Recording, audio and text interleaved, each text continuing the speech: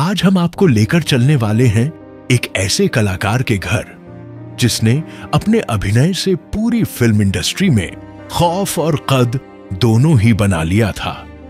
जी हां, हम बात कर रहे हैं शोले फिल्म के गब्बर सिंह यानी अमजद खान साहब की। यह घर जो आप देख रहे हैं मुंबई में स्थित है और अमजद खान जी का पुश्तैनी बंगला है। आज भले ही वह हमारे बीच नहीं है, लेकिन उनका यह घर और उनसे जुड़ी यादें आज भी जिंदा हैं। वीडियो के अंत तक हमारे साथ बने रहिए, क्योंकि आज हम न सिर्फ उनके घर की झलक दिखाएंगे, बल्कि उनके जीवन से जुड़ी कुछ अनकही और अनसुनी कहानियां भी आपसे साझा करेंगे। अमजद खान को भला कौन नहीं जानता। 1975 में रिलीज हुई शोले फिल्म में गब्बर सिंह का किरदार निभाकर उन्होंने जो पहचान बनाई वो आज भी लोगों के जहन में जिंदा है। 50-50 कोस दूर जब बच्चा रात को रोता है तो मां कहती है, सो जा बेटा, नहीं तो गब्बर आ जाएगा। यह डायलॉग आज भी लोगों के रोंगटे खड़े कर देता है। अमजद खान का जन्म 12 नवंबर 1940 को पेशावर में हुआ था। उनके पिता जयंत भी एक मशहूर अभिनेता थे।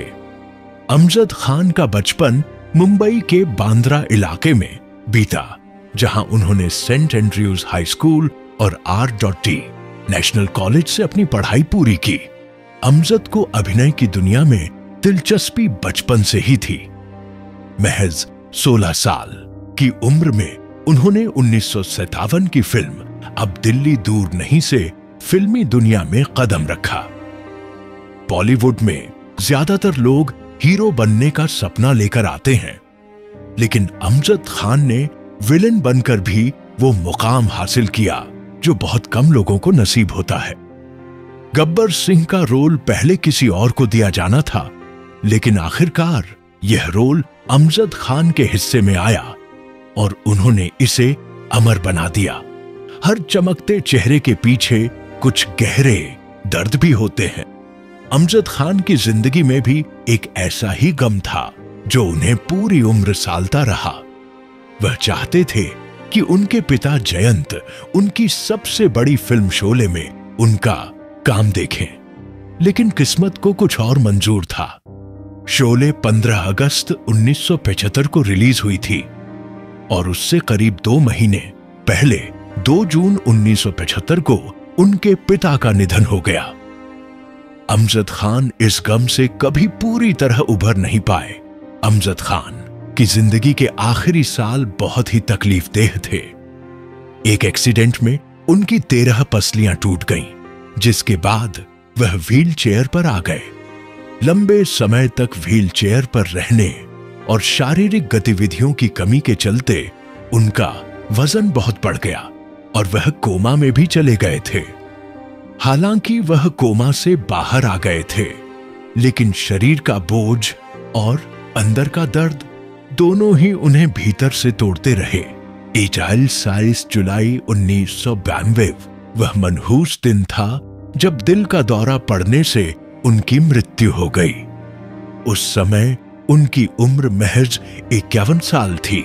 अमजद खान अपनी पत्नी शहला को बचपन से जानते थे। दोनों बांद्रा में एक दूसरे के पड़ोसी थे। जब शहला सिर्फ 14 साल की थी, अमजद खान BA की पढ़ाई कर रहे थे। उसी समय वह शहला को दिल दे बैठे।